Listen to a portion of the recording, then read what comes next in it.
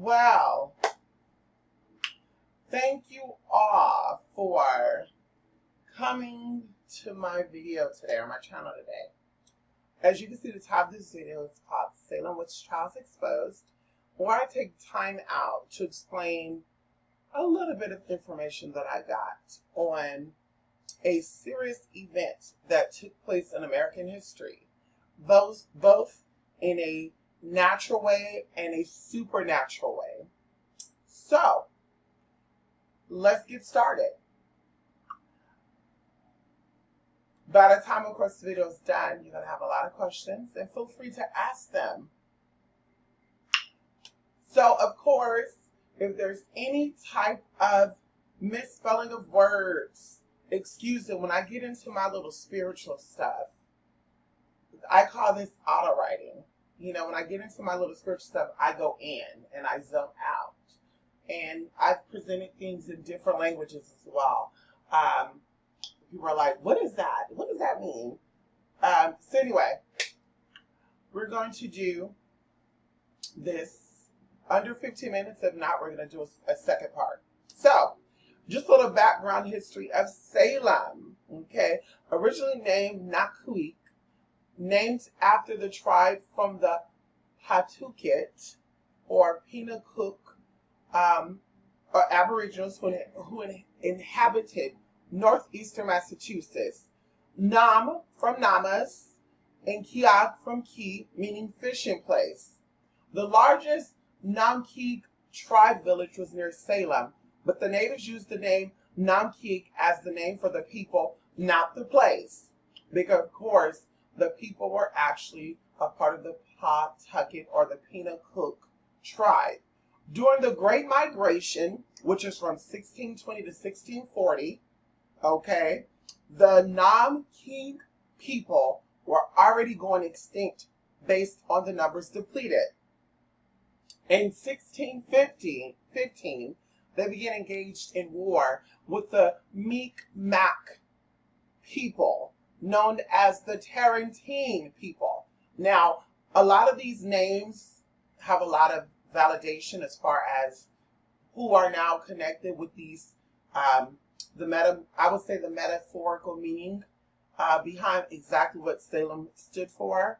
So for those who are awakened, will get it. Those who are not, stay asleep. A plague broke out in 1617 and heavily affected the Namkeek people. The Tarantine people, also known as the Mi'kmaq people, took advantage of the sicknesses and helped destroy a large percentage of the remaining tribe members, including killing their Sachem, which is the chief, and the Nanafas which is the grand chief, in 1619. The Tarantine people, also known as the Mi'kmaq people, inhabited parts of Canada stretching down to the main coastline, even going further than that. They believed in one ultimate creator, all-powerful, all-knowing, known as Kisukwa or Gisul, okay, or Ki Nisham, who is a divine spirit with no human form or attribute, including gender. Ki Nisham created the first being of creation known as Naguset, okay? Nakuset is pronounced Nagu, Gu Set, the sun god or grandfather's son. After this creation, Naguset carried out the most divine plans. For the Namkeek is part of the Penacook tribe. Penacook means falling hill place. Catch that. For those who are once again awakened, you know exactly where this is going. And those who are not awakened, please stay asleep. The religious belief system of the Namkeek people, I think, for the obvious reasons, right, is kept very, very private. I think very, very sacred. But either way, it holds some truth to behind the spiritual events that took place in the now known place, Salem. Okay? Salem is a Hellenistic name, and Hellenistic means to make Greek, for the Hebrew word shalom, which means peace. Okay. In 1692, now a place that had a lot of bloodshed, a lot of murdering and human sacrifices. You want to call it Salem, which is a holistic name for Shalom, which is a peaceful place. Girl, bye. In 1692 to 1693, many individuals are accused of practicing witchcraft. 9-year-old Elizabeth Parris, daughter of Samuel Parris, and 11-year-old Abigail Williams, which the niece of Samuel Parris, started experiencing delusions, seizures, and outbursts. The doctor at that time, not knowing much about biology, medicine, or psychology, called the symptoms bewitchment. Now, of course, you're going to figure out exactly why he was called it bewitchment. It wasn't just about lacking biology, medicine, or psychology. There's a reason behind that. And many local girls of the village started having many symptoms shortly after this diagnosis, right? Many girls of the people of the parents of those who did not want Samuel Parris in as the parishioner or as the reverend. Okay, I want to note that rye, wheat, and other cereals can become entangled with a fungus called ergot, which has the symptoms of delusions, vomiting, and muscle spasms, according to the Science magazine published in 1976. In 1689, villagers won the right to establish their own church.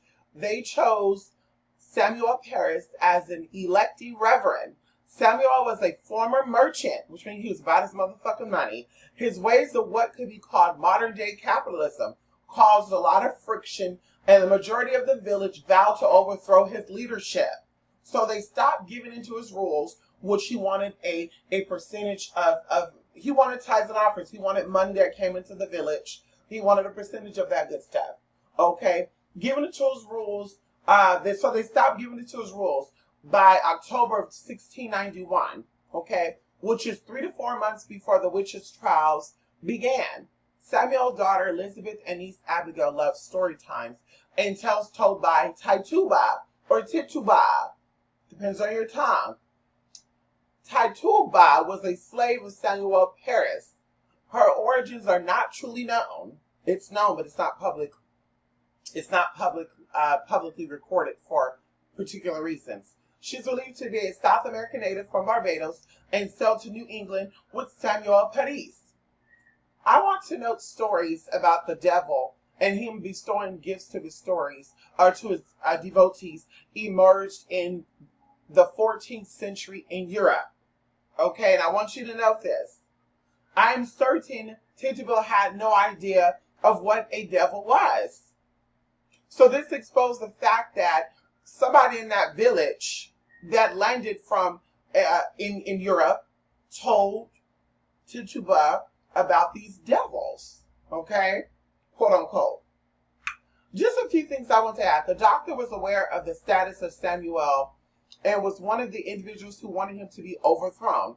Just so happened Samuel's daughter and niece get sick and they are diagnosed as bewitched versus just, like I said, not knowing anything about medicine versus saying this is some type of poisoning, okay? During the Salem witch trials, 155 plus people were accused of witchcraft practicing. 19 of them were murdered. Remember that number, 19 of them were murdered. Most women, all the people accused were slaves, women, those who criticized the hunt, outspoken women, and colonists with criminal records, and people with past accusations of witchcraft. So, once again, all the people that were accused of witchcrafts were slaves, women, those who criticized the hunt, outspoken women, colonists with criminal records, and people with past accusations of witchcraft. Because the villagers, the Puritans, did not like colonists. And we all know they were against women as well, okay? They were afraid of the chickenpox epidemic as well as fear of attack from neighboring tribes. The three original accused witches were Tituba, Sarah Good, and Sarah Osborne.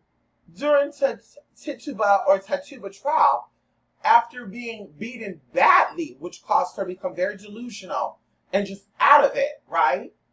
confessed to having been bitten, right, by the devil, and spoke of black dogs, red cats, yellow birds, and white-haired men who bade her to sign the devil's book. And bade is a past tense word for bid.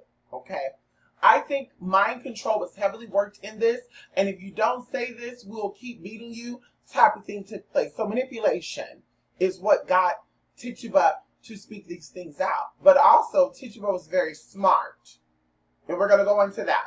Racism and political issues were arise during this era that the trial began. There was a lot of racism. There was a lot of slaves being accused of witchcraft. There was a lot of political views going on because they were trying to overthrow and make a lot of changes.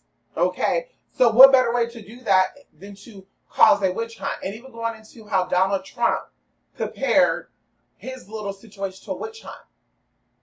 Because all this stuff is symbolic for something.